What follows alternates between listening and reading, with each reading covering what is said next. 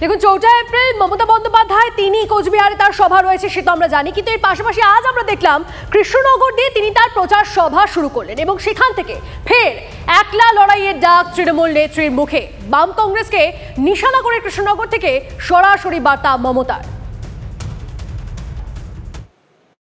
All ইন্ডিয়ার alliance আমি তৈরি করেছি, নামটাও আমার দেয়া, ভোটের পরে আমি দেখে নেব।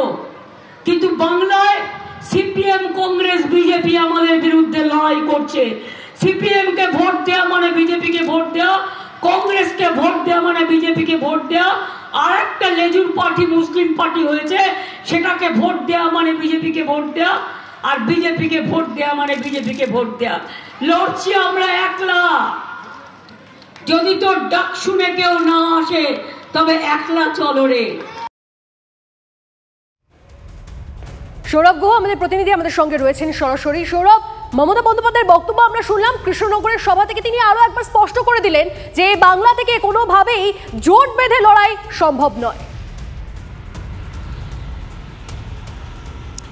একেবারেই তন্নিষ্ঠা, তুমি যদি লক্ষ্য করে দেখো দুটো বার্তা আজকে লোকসভা কেন্দ্রের প্রচার শুরু করলেন তিনি মহুয়া মৈত্র কেন্দ্র থেকে।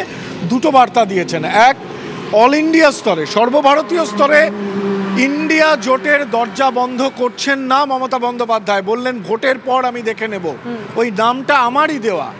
আর বাকি কি বার্তা দিলেন যে বাংলায় একলা চলরে নীতি নিয়েছেন তিনি একলা চলবেন।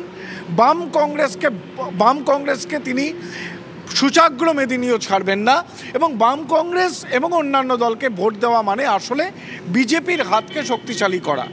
নির্বাচন 2024-এর নির্বাচনের প্রথম প্রচারের দিনই কিন্তু বাংলায় বাম কংগ্রেসকে জমি ছাড়বেন না এবং সর্বভারতীয় স্তরে ইন্ডিয়া জোটের রাস্তা খোলা রাখলেন মমতা বন্দ্যোপাধ্যায়।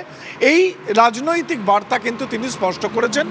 পাশাপাশি মতুয়া জনগোষ্ঠীর মানুষের কাছে তিনি আবেদন করেছেন একই সঙ্গে ভোটের পর প্রয়োজনে তিনি নাগরিকত্বের কোনো বিকল্প কার্ড দেবেন, এই গুরুত্বপূর্ণ ঘোষণাও কিন্তু তিনি আজকের এই রাজনৈতিক মঞ্চ থেকে করেছেন। তনিষ্ঠা, বেশ সঙ্গে থাকো সৌরভ। ইতিমধ্যে আমরা এই নিয়ে বেশ কিছু রাজনৈতিক ব্যক্তিত্বদের মতামত শুনেছি, তাদের বক্তব্য শোনাবো আপনাদের। সিএম ইন্ডিয়া জোট পালিয়ে এসছে, মোদির ভয় সবাই জানে। এটা কেজরিওয়াল মোদিকে ভয় করেনি, তাই ইন্ডিয়া জোটে আছে। তার বিরুদ্ধে ইডি সিবিআই হামলা হয়েছে, সে এখন জেলে।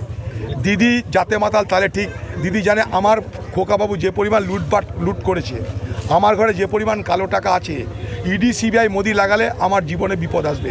তাই আগেভাগে ইন্ডিয়া জোট ছেড়ে মোদির জোটে সামিল হয়ে মোদিকে খুশি করতে লেগে গেছে, সবাই জানে এটা। ইন্ডিয়া জোটের কথা কে বলেছিল? দিদি। কিন্তু দিদির চরিত্র এটাই যে যখন যেমন তখন তেমন, কাজের সময় কাজই আর কাজ পুরালে পাজি।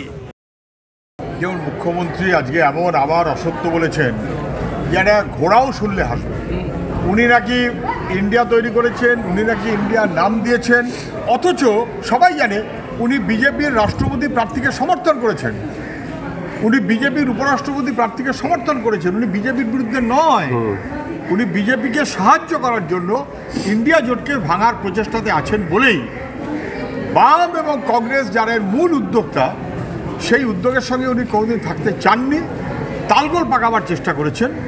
এবং যখন কেজরিওয়ালের গ্রেপ্তারি বা এই নানাবিধ কাণ্ডের কারণে দিল্লিতে সমস্ত বিরোধী দলগুলো আজকে সভা করছে, মুখ্যমন্ত্রী কিন্তু সেখানে যাওয়ার সাহস পাননি, পাছে নরেন্দ্র মোদী রাগ করে।